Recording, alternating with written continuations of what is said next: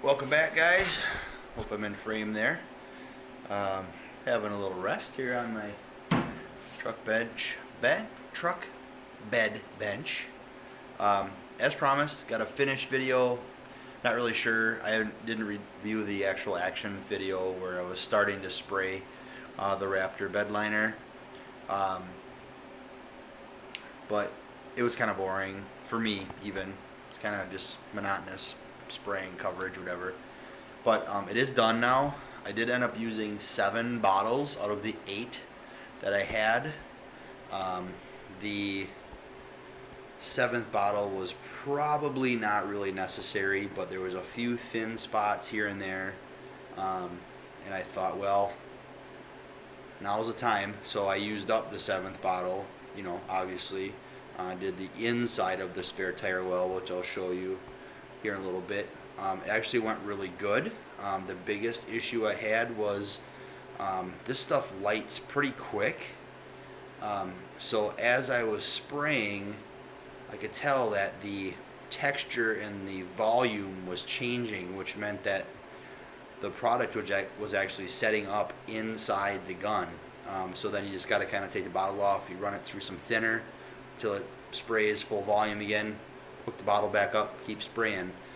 It's kind of a rat race kind of thing. It's a good job if you're going to do this on a large scale and use this particular product. It'd be a great idea to actually have a helper who can, or have a second gun and a helper, and then you can pass off the gun, grab a clean gun, your helper can scrub that gun up, just blow thinner through it, whatever. I mean, you guys figure it out. But it looks pretty nice. Like I said, this is not what I would call a restoration. When this car is done, I'm not going to say, hey, I have a fully restored 1956 210 four-door station wagon. It's not a restoration. This is a refurbish, this is a refresh. Nothing about this car is going to be even close to original. I want it solid, I want it safe, I want it reliable, dependable. That's it. Family truckster, man. This is what it's going to be. So I'm happy with the results. Now that I see it in final finish, yeah, I probably should have done a couple things differently, but not to say out of sight, out of mind. But once this is back on the frame, anybody's gonna have a hell of a time to see any of this stuff. And it's not about hiding stuff, guys. It's not about hiding stuff. It's about your personal level of expectation.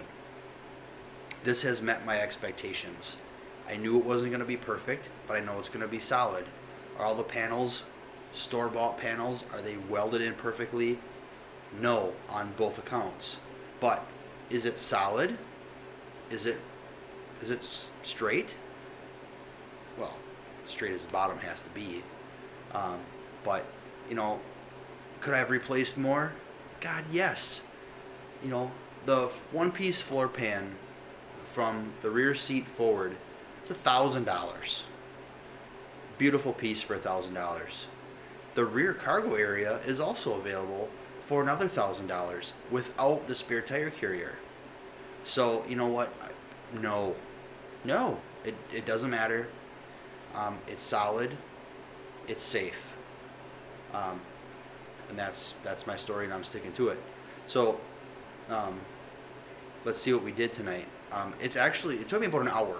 It took me about an hour to spray it, and I'll just turn you around because I'm sitting on my bench just checking it out. So here it is. I don't know how much glare you're gonna have there. The spare tire carrier actually turned out way better than what I expected to. I'm so glad I took the time last night with the needle scaler and busted all that old undercoating off of there, because it just looked hideous, and it revealed some issues that I took care of, some small pinhole areas that I'm gonna tell you, I took care of it with rust encapsulator and seam sealer. Big deal. What's the big deal? Who cares? It's sealed up. It's gonna be leak free, and it is what it is. So just kind of gonna stand up here. kind of give you a look here. It's this product. There's a nice finish to it. I don't believe that U-Pole advertises this product as any kind of a sound deadener or any kind of a heat barrier, kind of like what Lizard Skin does.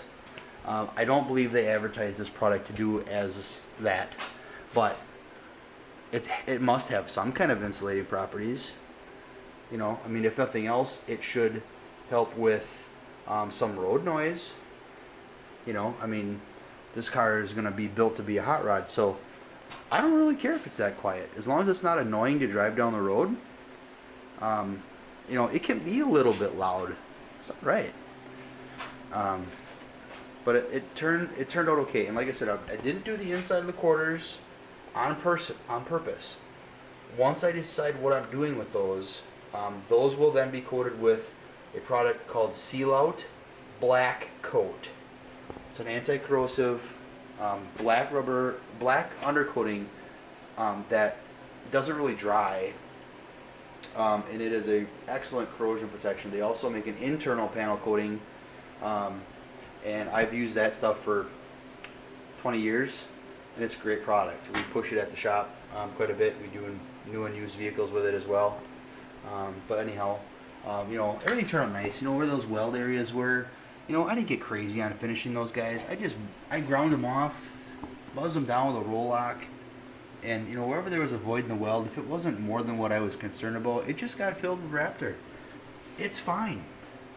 Everybody freaks out about welds. You know, if you look at the welds that were on this replacement floor pan, my welds are 10 times better. It's fine. Just, you guys, you know, a lot of you guys panic over that stuff. Don't freak out. Remember, this is a 60-year-old car. There's almost nothing I could do to this car to make it more, or make it less safe than what it was then. I mean, these weren't built to crash.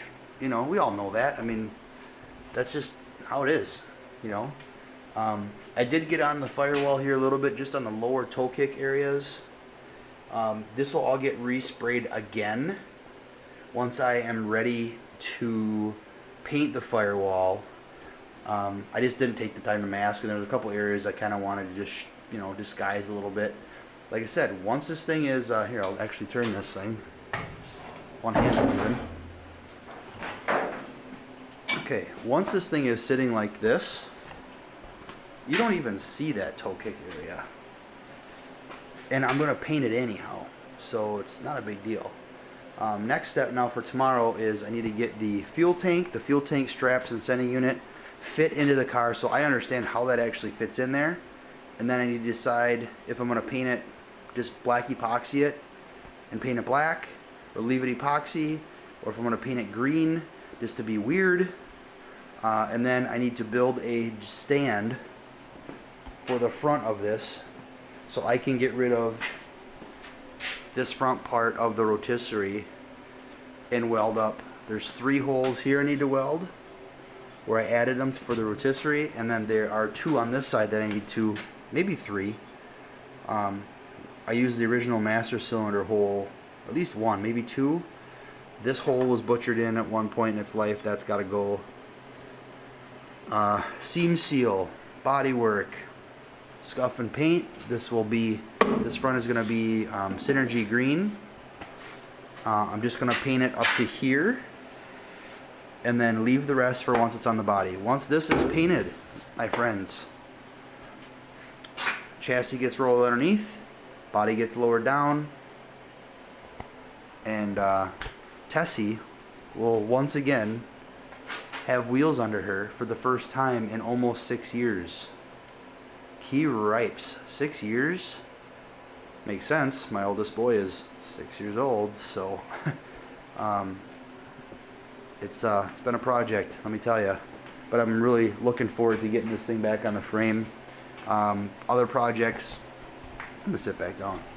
A couple other things that are coming up that I need to do on this will be I need to get the combination U-joint put in so I can put the drive shaft in. It's one less thing I have to be under the car for. I am not going to plumb the car until the body is on the frame, because I honestly don't know where the stuff's supposed to go or what the best routing is going to be. So once that time has come, I will come and pick the car up with the rollback from work. It will go to the shop on a hoist, and I will spend a Saturday plumbing brakes and fuel. Sounds like fun. I'll probably hire some help. That's something I have very little experience with, and with brakes, I don't mind taking any chances. I will pay someone to do that. So,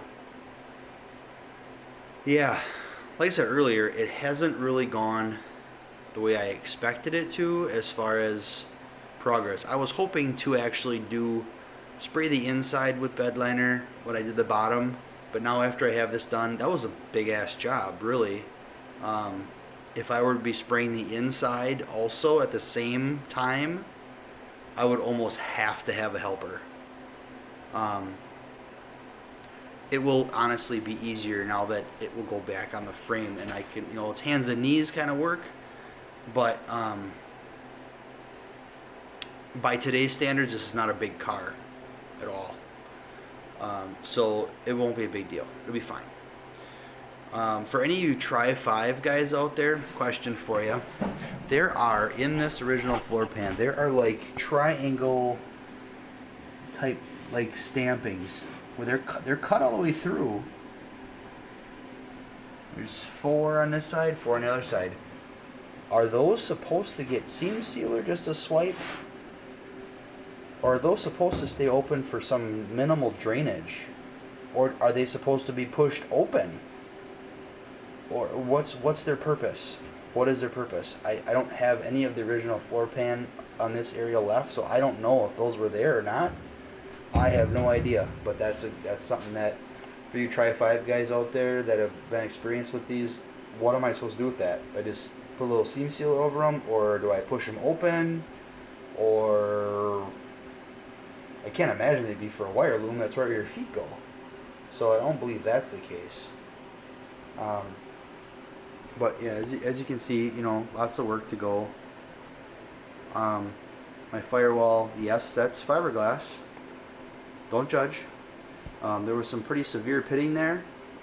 There was a few pinholes there. It did not justify putting a patch there. And it sure as hell didn't justify buying an $800 firewall for. So, like I said, this is a driver. And I'm going to be putting vintage air in this thing anyways, so I'm probably going to have to cut that whole area all up anyways, so it's not a big deal. But otherwise, everything's going really good. I have a ton of patchwork to do on this thing yet, but it'll be on the frame, it'll be a roller, it'll be cool. So, on that note, I'm getting a little windy, getting a little long here, so tomorrow's Saturday, I'm sure I'll be out here. I need to build a jig. I need to figure out gas tank situation, and once I have my jig built, we can start taking rotisserie apart and make sure I set my height high enough to clear the frame as it rolls under, and that will be awesome. So thanks very much. Stay tuned. I'm sure I'll post these on Monday, Tuesday, whatever. So hope you had a great weekend.